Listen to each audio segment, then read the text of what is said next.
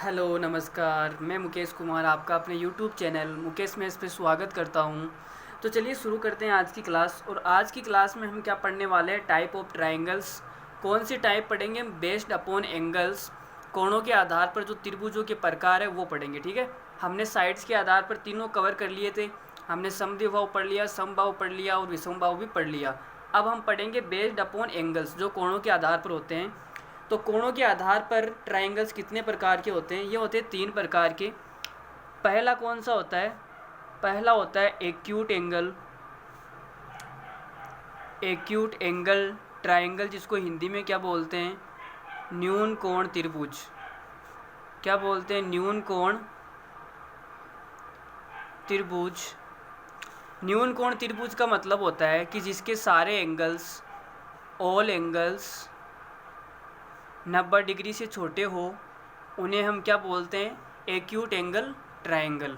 जिसमें सारे के सारे जो एंगल्स है, तीनों के तीनों एंगल्स वो 90 डिग्री से कम हो, उसे क्या बोलेंगे, न्यून कोण त्रिभुज। दूसरा कौन सा होता है, दूसरा होता है ऑब्ट्यूज एंगल।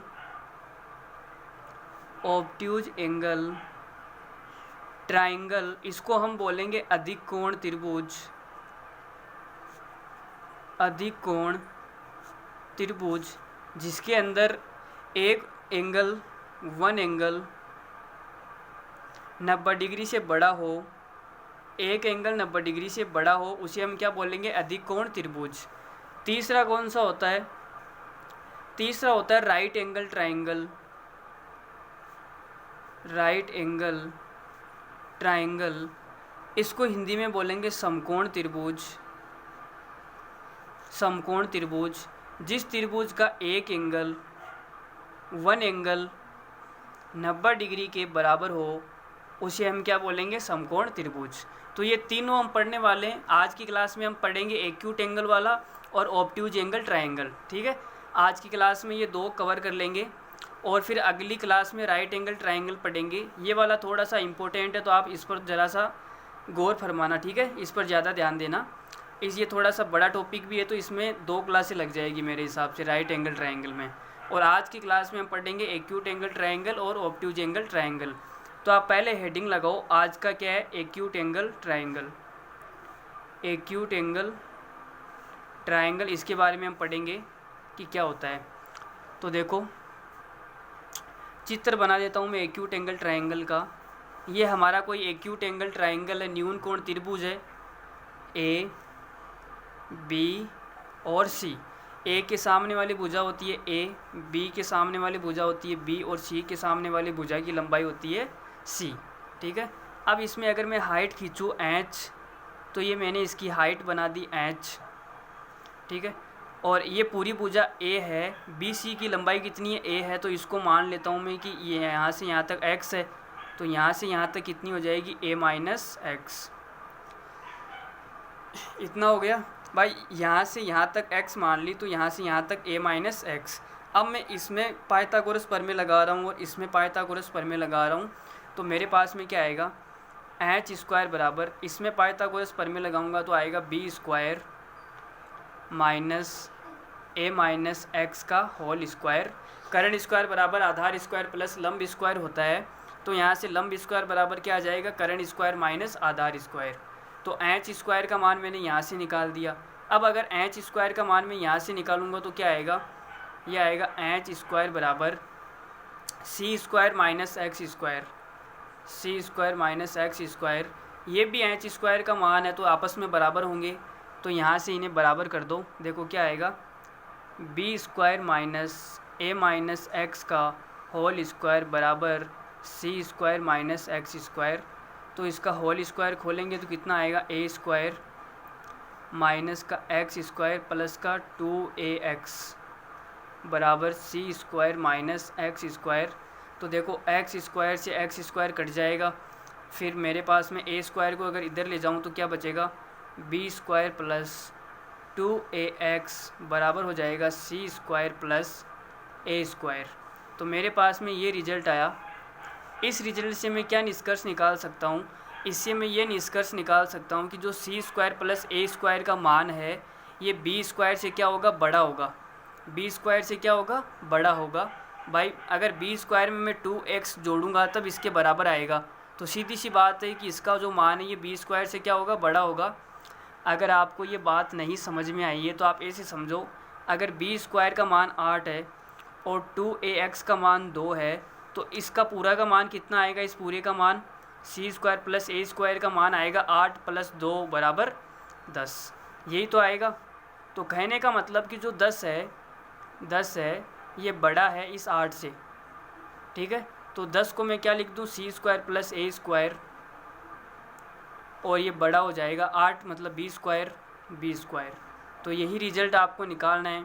कई बार सवाल पूछा जाता है, आपको त्रिभुज की तीनों भुजाएं दी जाती है और पूछा जाता है कि ये कौन सा त्रिभुज है, न्यून कोण त्रिभुज है, अधिक कोण त्रिभुज है या समकोण त्रिभुज है, ये हमसे पूछा जाता है।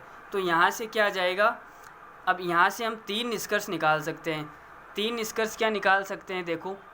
पहला निष्कर्ष तो ये कि अगर कोई बड़ी भुजा, मान लो कि किसी त्रिभुज की बड़ी भुजा है, बड़ी भुजा क्या है, त्रिभुज की बड़ी भुजा मैंने मान ली सी, बड़ी भुजा को मान लिया सी, किसी भी त्रिभुज की बड़ी भुजा सी है, तो जो सी का स्क्वायर है, ये देखो यहाँ पे देखो, सी का स्क्वायर छोटा है सी स्क्वायर प्लस ए स्क्वायर से, तो मैंने बड़ी भुजा सी स्क्वायर मानी है, तो ये बाकी 2 भुजाओं से क्या होगा, छोटा होगा, मतलब ए स्क्वायर प्लस बी स्क्वायर। अगर किसी त्रिभुज की बड़ी भुजा सी है, सी का स्क्वायर अगर बाकी की 2 भुजाओं से छोटा है, तो हम क्या बोलेंगे, वो कौन सा त्रिभुज है, वो न्यून कोण त्रिभुज है। कौन सा बोलेंगे, न्यून कोण त्रिभुज है। अगर यहीं पर ये सी स्क्वायर बड़ा हो जाता है ए स्क्वायर प्लस बी स्क्वायर से, तो यहाँ पर हम क्या बोलेंगे कि ये क्या है, अधिक कोण त्रिभुज है। कौन सा है, अधिक कोण त्रिभुज। अगर ये सी स्क्वायर बराबर हो जाता है ए स्क्वायर प्लस बी स्क्वायर के, तो हम क्या बोलेंगे कि ये समकोण त्रिभुज है। क्या बोलेंगे, समकोण त्रिभुज है, ठीक है। तो ये तीनों कंडीशन आपको समझ में आ गई। चलो मैं आपको इस पर एग्जाम्पल भी करवा देता हूँ, देखो आगे। अगर पहले एग्जाम्पल की बात करें तो मान लेता हूँ मैं कोई त्रिभुज आपको दिया गया है जिसकी भुजा 4, 5 और 6, किसी त्रिभुज की भुजाएं 4, 5, 6 है। तो अब आपसे पूछा जा रहा है कि न्यून कोण त्रिभुज है या अधिक कोण त्रिभुज है या समकोण त्रिभुज है। तो आप इनका स्क्वायर करो, देखो इसका स्क्वायर आएगा 16, इसका स्क्वायर आएगा 25 और इसका स्क्वायर आएगा 36। तो आप यहाँ पे देखो कि जो 36 है, 36 बड़ी भुजा है, बड़ी भुजा का स्क्वायर करने पर बाकी 2 भुजाओं में क्या संबंध बन रहा है, तो इनमें संबंध क्या बनेगा, देखो 36 क्या है, छोटा है, 36 क्या है, छोटा है इन दोनों के स्क्वायर के योग से। तो देख लो कितना आएगा, 36 और हमारा क्या आ जाएगा 16 और 25 को जोड़ने पर कितना आएगा, ये आ जाएगा 41। तो कहने का मतलब कि बड़ी भुजा का स्क्वायर दूसरी भुजाओं के स्क्वायर के योग से छोटा है, तो कौन सा त्रिभुज बनेगा, न्यून कोण त्रिभुज बनेगा। यहाँ देखो ये वाली कंडीशन लगेगी, बड़ी भुजा का स्क्वायर दूसरी भुजाओं के स्क्वायर से क्या है, छोटा है, भाई छोटा है, तो यहाँ पे कौन सा त्रिभुज बनेगा, यहाँ पर बनेगा न्यून कोण त्रिभुज। क्या बनेगा, न्यून कोण त्रिभुज, ठीक है। अब अगर मैं इसकी बात करूं अधिक कोण त्रिभुज की, तो इसमें आप एग्जांपल ले लो, जैसे किसी त्रिभुज की भुजाएं 5, 9 और 13 है, ठीक है। तो आप इनका स्क्वायर करो, बड़ी भुजा का स्क्वायर 169, 9 का स्क्वायर 81, 5 का स्क्वायर 25। तो जो बड़ी भुजा का स्क्वायर है 169, ये बड़ा आएगा इन दोनों भुजाओं की स्क्वायर के योग से, जोड़ के देख लो कितना आएगा। तो 169 बड़ा है, ये कितना हो जाएगा 6 और 8 2 10, 106। तो देखो बड़ा है ना, यहाँ पर मैंने यही कंडीशन लिखाई कि अगर बड़ी भुजा का स्क्वायर बाकी 2 भुजाओं की स्क्वायर के योग से बड़ा हो, तो वो कौन सा त्रिभुज होता है, अधिक कोण त्रिभुज। तो 5, 9, 13 इन भुजाओं से कौन सा त्रिभुज बनेगा, अधिक कोण त्रिभुज। अब हम बात कर लेते हैं समकोण त्रिभुज की। ये तो सबको पता ही है समकोण त्रिभुज का, तो पाइथागोरस प्रमेय। किसी त्रिभुज की भुजाएं 3, 4 और 5 है, तो अब बड़ी भुजा का स्क्वायर आएगा 25, 4 का स्क्वायर 16, 3 का स्क्वायर 9। तो बड़ी भुजा का जो स्क्वायर है ये बाकी 2 भुजाओं की स्क्वायर के योग के बराबर है। देखो 25 बराबर कितना आ गया, 25। तो इसका मतलब ये कौन सा त्रिभुज है, 3, 4, 5 भुजाओं वाला समकोण त्रिभुज बनेगा। यही तो मैंने लिखा है सी स्क्वायर बराबर ए स्क्वायर प्लस बी स्क्वायर। तो ऐसा इस थ्योरी पर एक छोटा सा सवाल आपसे पूछा जा सकता है, ठीक है, किसी भी एग्ज़ाम में आ सकता है, कोई ज़रूरी नहीं है, तो नॉर्मल सा सवाल है कि किस प्रकार का त्रिभुज होगा या कैसा त्रिभुज बनेगा। तो अब आगे करते हैं। आगे एक पॉइंट और लिखो आप, लिखो एक्यूट एंगल ट्रायंगल में, चलो मैं लिख देता हूँ, देखो एक्यूट एंगल ट्रायंगल में, एक्यूट एंगल ट्रायंगल में ऑल फोर सेंटर्स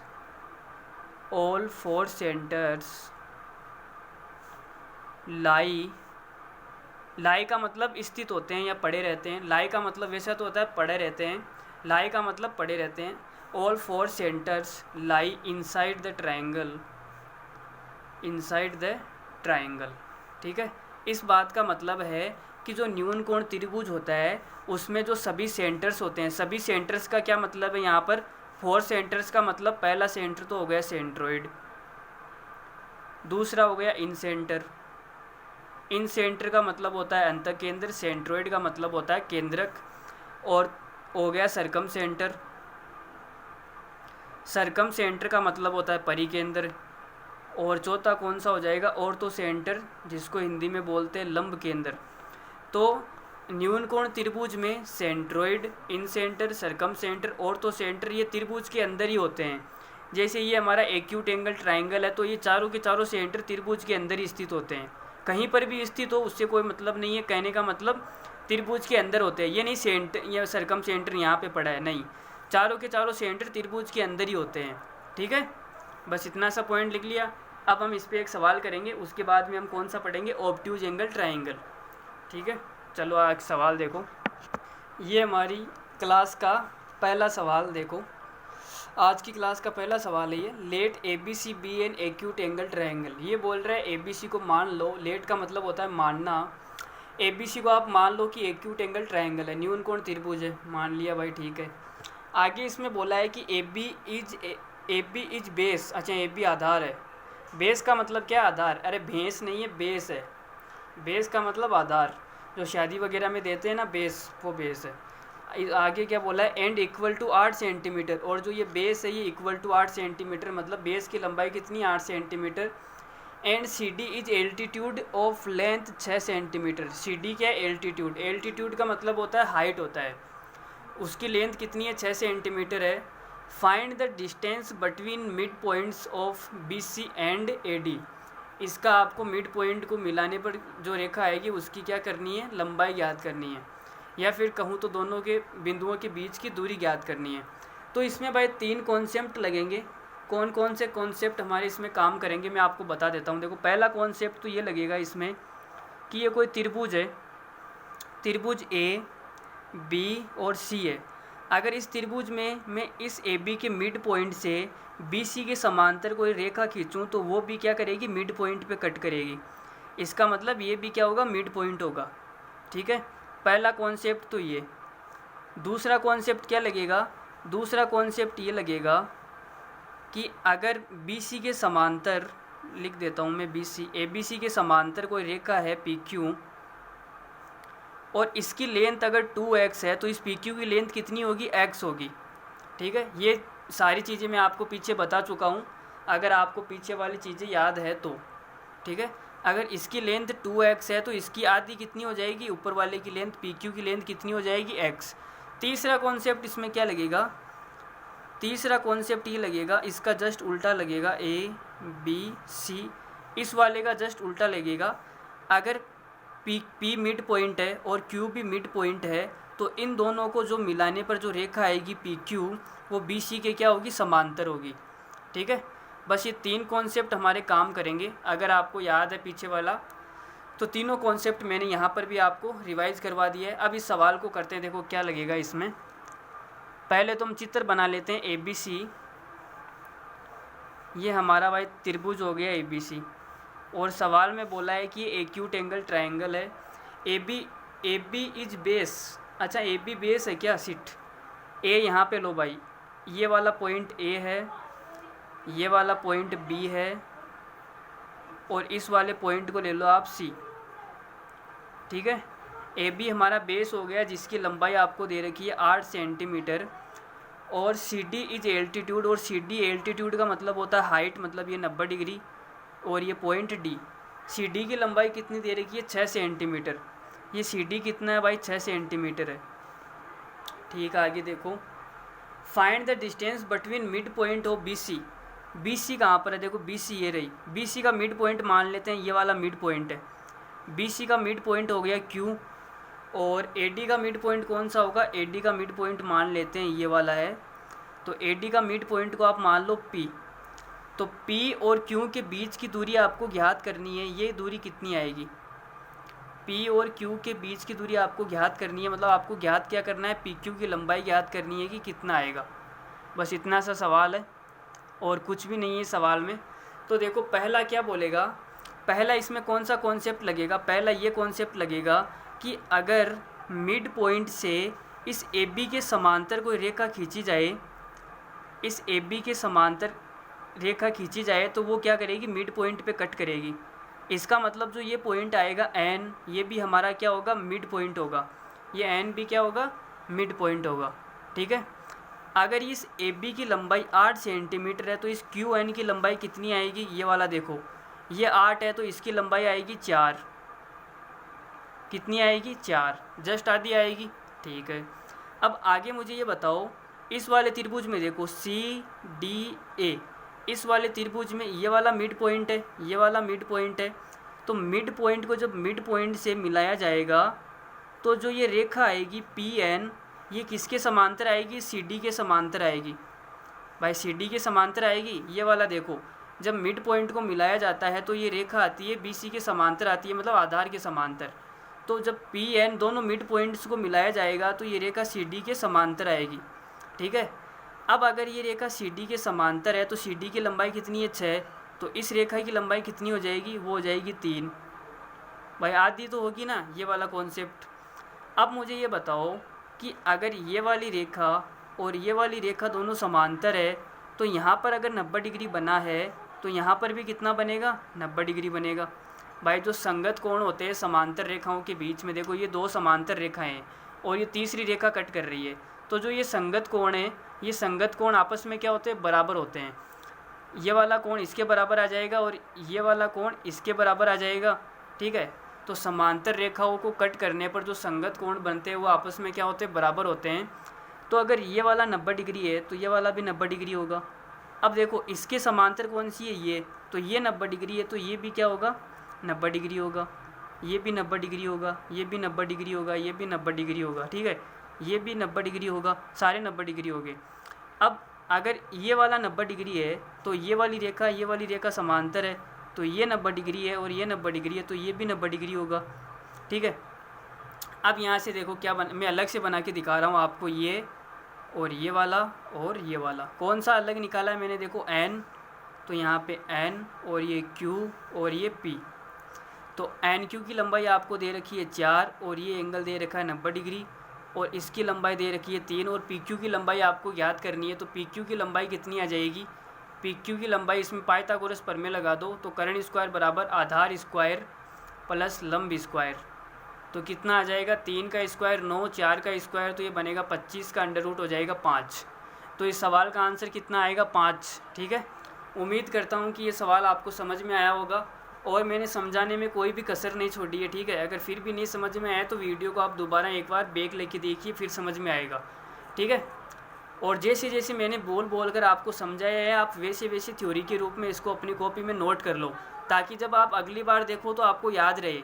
अगर ऐसे ही आपने डायरेक्ट लिख लिया जैसे मैंने लिखा है तो आपको कुछ भी समझ में नहीं आएगा अगली बार। ठीक है, तो जैसे जैसे मैंने बोलकर आपको समझाया है आप वैसे वैसे की पॉइंट बना के नीचे लिख लो, ये ऐसे आया, ये ऐसे आया। ठीक है, तो आपको अगली बार जब भी आप नोट संभालोगे तो आपको याद रहेगा। ठीक है, अब हम बात करते हैं ऑब्ट्यूज एंगल ट्रायंगल की। कौन सा पढ़ेंगे हम, तो आप हेडिंग लगाओ ऑब्ट्यूज एंगल ट्रायंगल।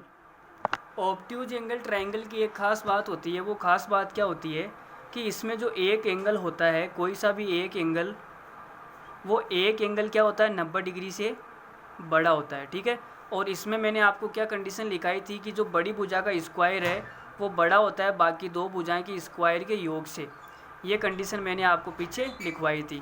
ठीक है, अब हम बात करते हैं इसका चित्र बना के और इसमें क्या क्या हो सकता है। तो देखो इसका चित्र ऐसे बनेगा, ऐसे ऐसे। ठीक है, हाथ से चित्र बना रहा हूँ, अगर कोई लाइन टेढ़ी मेढ़ी हो जाए, सीधी ना बने तो माफ़ करना, ठीक है। ये वाला कोण क्या है, 90 डिग्री से ज़्यादा है, तो ये कौन सा त्रिभुज बन जाएगा हमारा, अधिक कोण त्रिभुज बन जाएगा, ABC, ठीक है। अब मैं इसकी बात करता हूँ परपेंडिकुलर बाइसेक्टर की। परपेंडिकुलर बाइसेक्टर अगर सभी भुजाओं पर डाले जाए तो परपेंडिकुलर बाइसेक्टर जहाँ कट करते हैं वहाँ पर क्या बनता है, सरकमसेंटर बनता है। तो इसका सरकमसेंटर कहाँ बनेगा वो देखते हैं। देखो इस भुजा का परपेंडिकुलर बाइसेक्टर कहाँ पर होगा, यहाँ पर होगा, यहाँ पर बनेगा। परपेंडिकुलर बाइसेक्टर का मतलब होता है जो लंबवत भी हो और उस भुजा को दो बराबर भागों में बांटे, मतलब ये वाली भुजा और ये वाली भुजा के आपस में बराबर है, ठीक है, उसे हम बोलेंगे परपेंडिकुलर बाइसेक्टर। जो बाइसेक्ट भी करे और परपेंडिकुलर भी हो, ठीक है। अब इस भुजा का परपेंडिकुलर बाइसेक्टर खींचे इस भुजा का, तो वो कहाँ पे कट करेगा, वो यहाँ पे कट करेगा। देखो ये परपेंडिकुलर बाइसेक्टर और ये वाली भुजा बराबर है, ठीक है। अब अगर मैं इसकी बात करूँ AC की, तो इसका जो परपेंडिकुलर बाइसेक्टर होगा वो कहाँ पे कट करेगा, वो ऐसे आएगा, ठीक है। ये 90 डिग्री और ये वाली भुजाएं दोनों आपस में क्या हो जाएगी, बराबर हो जाएगी, ठीक है। तो मुझे बताओ कि इन तीनों भुजाओं की जो परपेंडिकुलर बाइसेक्टर है वो त्रिभुज के बाहर क्या करते हैं, कट करते हैं। तो मैं ये बोल सकता हूँ कि जो सरकमसेंटर होता है वो त्रिभुज के क्या होता है, बाहर स्थित होता है। अधिक कोण त्रिभुज के क्या होता है, बाहर स्थित होता है सरकमसेंटर, ठीक है। और बाहर भी वो कहाँ पर स्थित होता है, देखो बड़ी भुजा के पास में स्थित होता है। ये AC बड़ी भुजा है ना, तो इस AC के पास में तो स्थित है ये। तो आप ये भी लिख लो साथ में कि जो बिगर साइड होती है, बिगर साइड का मतलब भुजा, बिगर साइड के पास में स्थित होता है सरकमसेंटर। क्या होता है, पास में स्थित होता है, या फिर ऐसे लिख लो नियर टू बिगर साइड, ठीक है। तो ये हमारा क्या हो गया, सरकमसेंटर की कहानी हो गई कि सरकमसेंटर अधिक कोण त्रिभुज के बाहर स्थित होता है, अंदर स्थित नहीं होता है, ठीक है। अब हम बात करते हैं ऑर्थोसेंटर की। तो देखो ऑर्थोसेंटर किससे बनता है, ऑर्थोसेंटर बनता है हाइट के खींचने पर। जहाँ पे तीनों शीर्षों से हाइट खींचने पर जो हाइट वहाँ पे कट करती है, तीनों हाइट, वहाँ पर क्या बनेगा, ऑर्थोसेंटर बनेगा। तो देखो त्रिभुज बना लेते हैं हम पहले। तो ये हमारा कोई अधिक कोण त्रिभुज हो गया, ठीक है। अब अगर मैं हाइट खींचूँ तो मुझे बताओ, अगर मैं, कहाँ से आते हैं ये मच्छर, अरे चला गया। देखो अगर मैं हाइट खींचूँ, देखो इसकी हाइट पहले तो ये हो जाएगी, इस त्रिभुज की जो हाइट है ये हो जाएगी, ठीक है। इसको थोड़ा सा आगे बढ़ा देते हैं, ये इसकी हाइट हो गई। ये तो मैंने इस वाली शीट्स को मान के हाइट खींची है, तो ये हो गई। अगर मैं इस वाली शीट से हाइट खींचूँ तो वो हाइट क्या होगी, आपको इस बेस को थोड़ा सा आगे बढ़ाना पड़ेगा और ये हमारी हाइट हो जाएगी, ठीक है। हाइट को भी आगे बढ़ा दो भाई थोड़ा सा, ये हाइट यहाँ पे कट कर जाएगी। सीधी तो नहीं है लेकिन हम मान लो कितना आगे करें ना, ये हाइट आगे जाके कट करेगी, मान लिया यहाँ कट करेगी। देखो ये हाइट है, ये 90 डिग्री बनेगा, ये भी हाइट है, यहाँ पे 90 डिग्री बनेगा, ठीक है। अब हमने इस शीट से हाइट खींचे, इस शीट से हाइट खींचेंगे तो इसका आधार क्या हो जाएगा, ये वाला हो जाएगा। तो इस आधार को थोड़ा सा आप आगे बढ़ा लो, तो इसकी हाइट क्या हो जाएगी, ये हो जाएगी। देखो ये इसकी हाइट आएगी, ये यहाँ पे जाके कट करेगी। ज़बरदस्ती कट करवा रहा हूँ मैं, वैसे कट कर तो नहीं रही है ठीक है। अरे भाई ये मैंने हाथ से बना रहा हूँ तो ये थोड़ा सा आप क्लियर नहीं हो पा रहा है, तो आप हाथ से बनाना, स्केल से बनाना, आराम से बिल्कुल है ना, मेजरमेंट करके बनाना, माप करके बनाना, तो आपका बढ़िया बनेगा, ठीक है। तो जो इसकी हाइट, ये तीनों हाइट यहाँ पर कट कर जाएगी, ठीक है। तो मैं ये बोल सकता हूँ, क्या बोल सकता हूँ कि जो ऑर्थोसेंटर होता है तीनों हाइट से यहाँ पे 90 डिग्री बनेगा, ये हाइट है ना, ठीक है। ये हमारा क्या हो गया, ऑर्थोसेंटर हो गया। क्या हो गया, ऑर्थोसेंटर, जिसको हिंदी में बोलते हैं लंब केंद्र। तो मैं ये बोल सकता हूँ कि जो लंब केंद्र होता है ये अधिक कोण त्रिभुज के बाहर स्थित होता है। कहाँ पे स्थित होता है, बाहर स्थित होता है, ठीक है। बाहर स्थित होता है, तो बाहर में कहीं कहाँ पर स्थित होता है, जो देखो ये वाला एंगल है, ये वाला कौन सा है, अधिक कोण एंगल है, 90 डिग्री से क्या है, अधिक है। तो जो बड़ा एंगल होता है उस बड़े एंगल के पास में स्थित होता है ये ऑर्थोसेंटर। तो आप यहाँ पे लिख लो near to big angle, near to big angle. बड़े एंगल के पास में स्थित होता है। सरकम सेंटर तो बड़ी भुजा के पास में स्थित होता है यहाँ पर, और जो ऑर्थो सेंटर होता है वो बड़े एंगल के पास में स्थित होता है यहाँ पर। तो कहने का मतलब कि जो ऑर्थो सेंटर है, ऑर्थो सेंटर और सरकम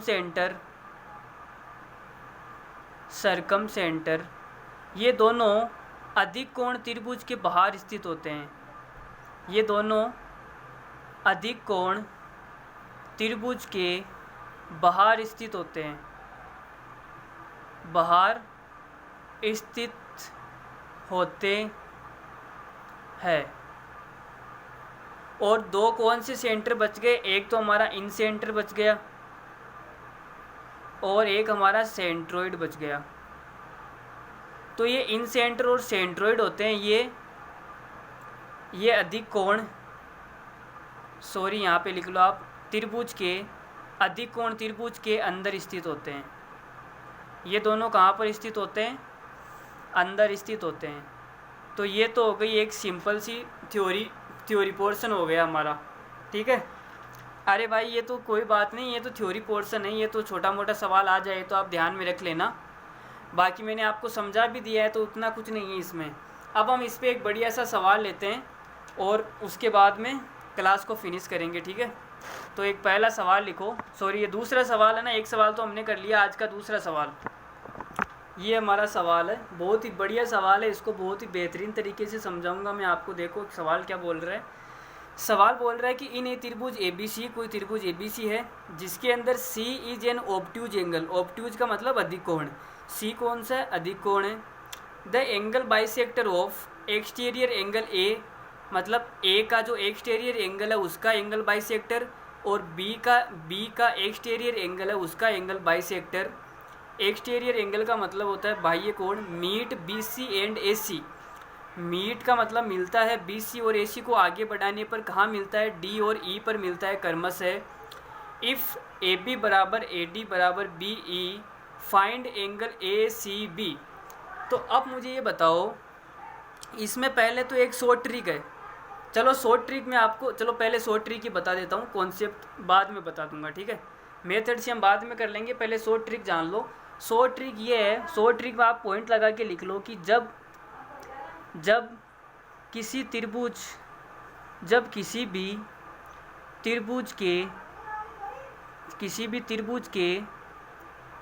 किसी भी कोण का मान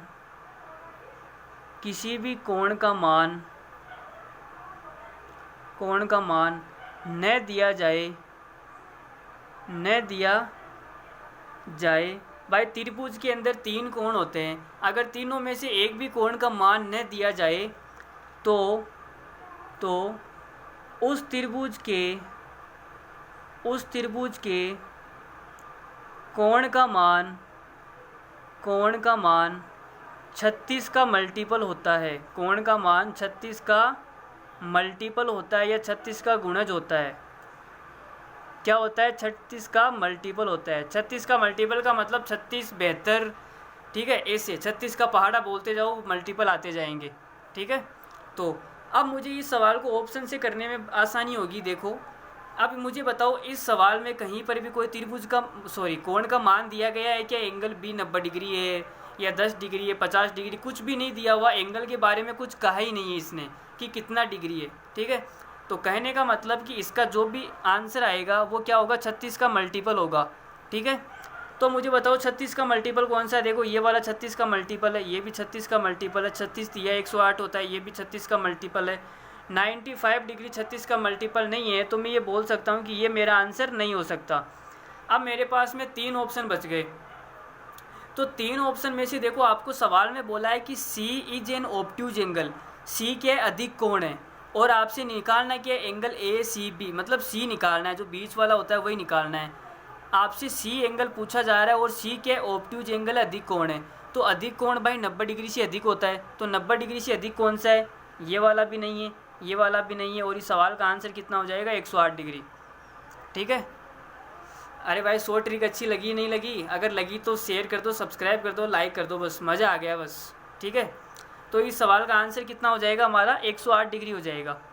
अब इसको हम कैसे करेंगे, कॉन्सेप्ट से करेंगे कि 108 डिग्री कैसे आया, मैं आपको मेथड से बताता हूँ। तो इसमें 3 कॉन्सेप्ट काम करेंगे भाई।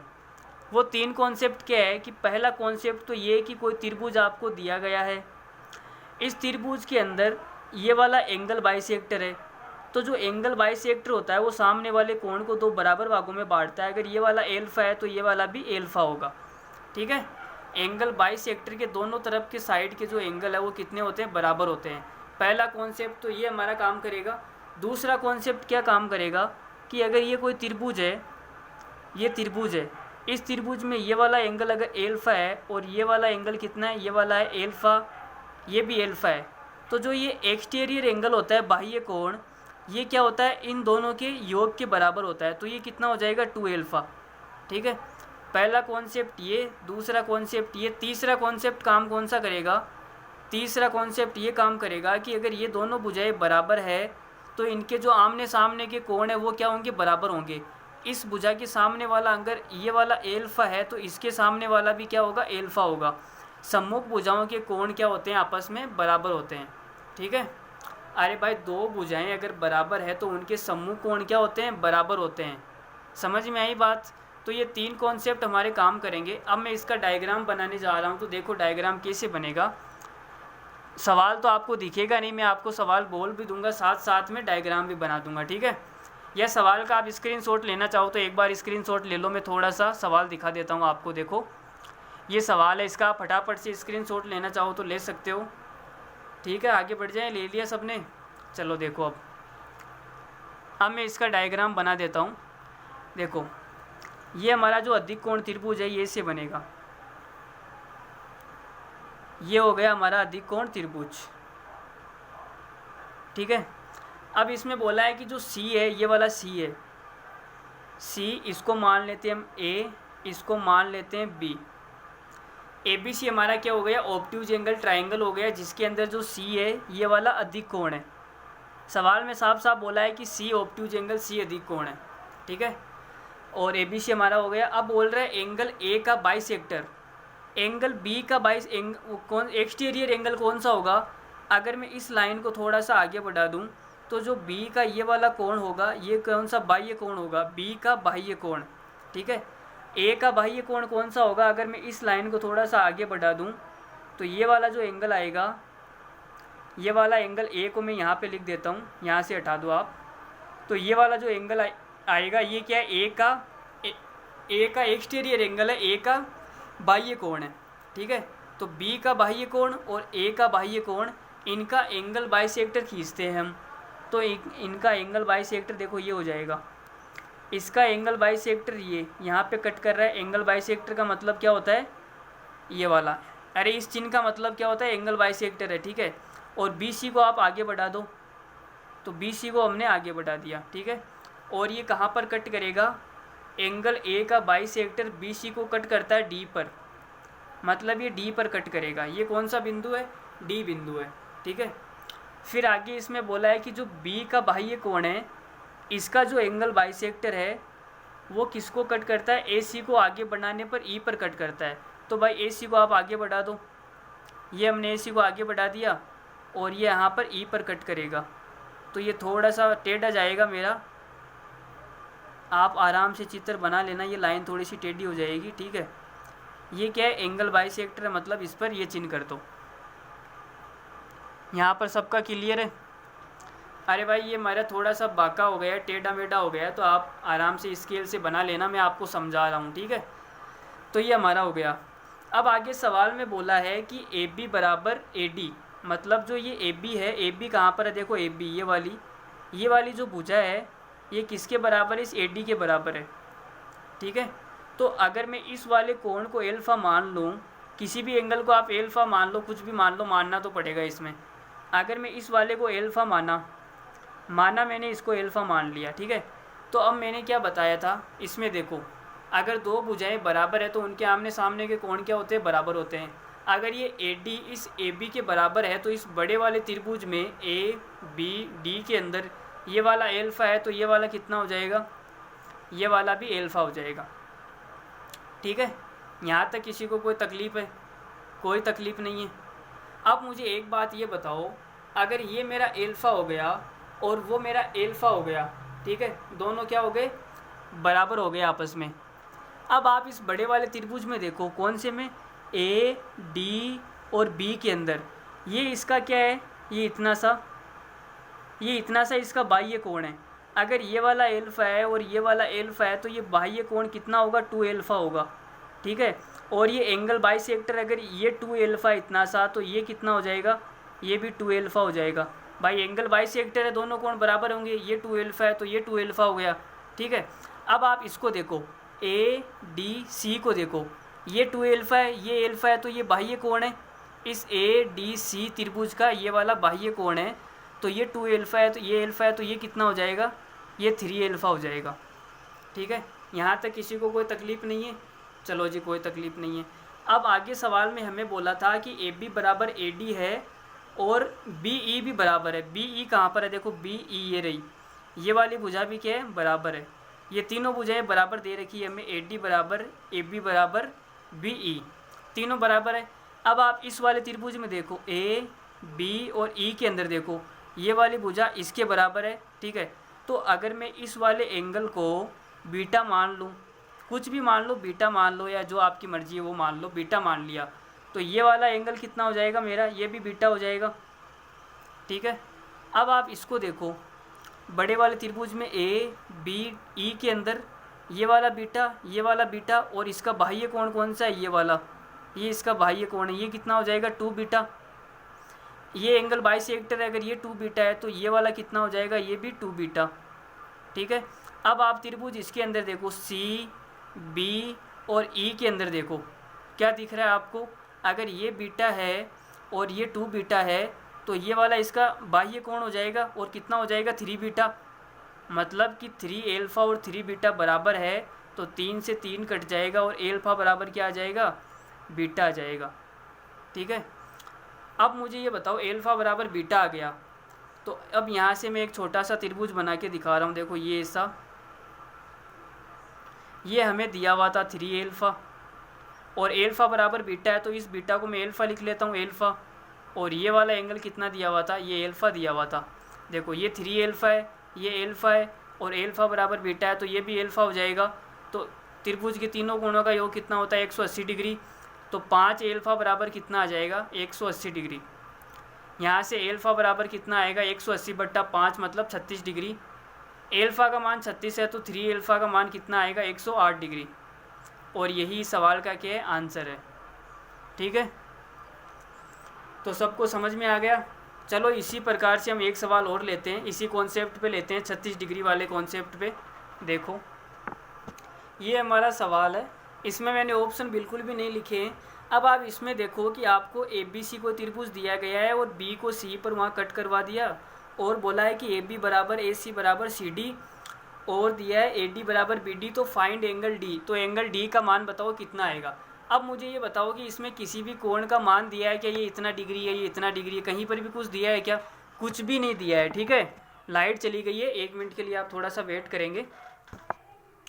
ये हमारा सवाल था, ए बी बराबर ए सी बराबर सी डी, जहाँ ए डी बराबर बी डी आपको दिया है, फाइंड एंगल डी आपको निकालना है, ठीक है। लाइट चली गई है और थोड़ा सा कोई जुगाड़ किया है।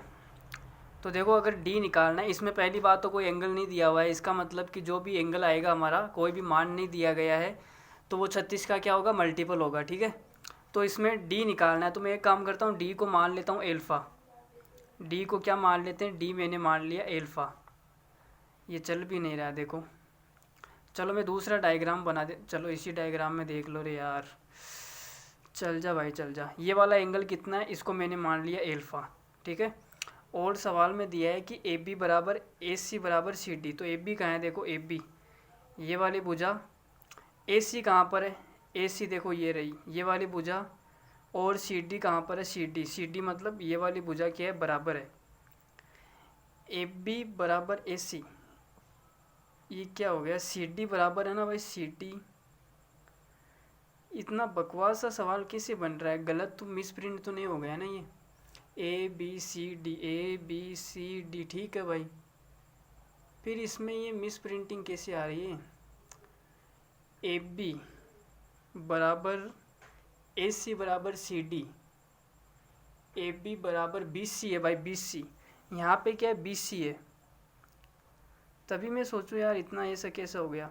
यहाँ पे 20C कर लो भाई, ए बी बराबर 20C बराबर सी डी। तो ए बी 20C कहाँ पर है, देखो 20C ये रही, ये, और सी डी ये वाली नहीं है, ठीक है, इसको हटाओ। तो मुझे बताओ अगर ये वाला एल्फा है तो दो भुजाएं समान है, तो इनके आमने सामने के कोण बराबर होंगे। ये वाला एल्फा है तो ये वाला एंगल कितना हो जाएगा, इसके सामने वाला ये भी एल्फा हो जाएगा, ठीक है। अब ये एल्फा है, ये एल्फा है, तो इसका एक्सटीरियर एंगल ये बाह्य कोण हो जाएगा, कितना हो जाएगा, 2 एल्फा, ठीक है। और ये भुजा बराबर है, तो अगर ये 2 एल्फा है तो ये कितना हो जाएगा, ये भी 2 एल्फा हो जाएगा। ये बराबर कैसे, देखो ए डी बराबर बी डी, ए डी कहाँ पर है, ए डी ये पूरी भुजा है, ठीक है, और बी डी कौन सी है, बी डी ये रही। अगर ये 2 एल्फा है तो ये सवाल पूरा ही मिसप्रिंट लग रहा है यार मुझे तो, इतना बेकार सा सवाल के। चलो मैं इसका डायग्राम वापस बना रहा हूँ, देखो पूरा सवाल ही वापस करते हैं। यहाँ पर ए, सॉरी यहाँ पर डी है, डी, यहाँ पर ए, यहाँ पर बी है, और यहाँ पर क्या है, सी है।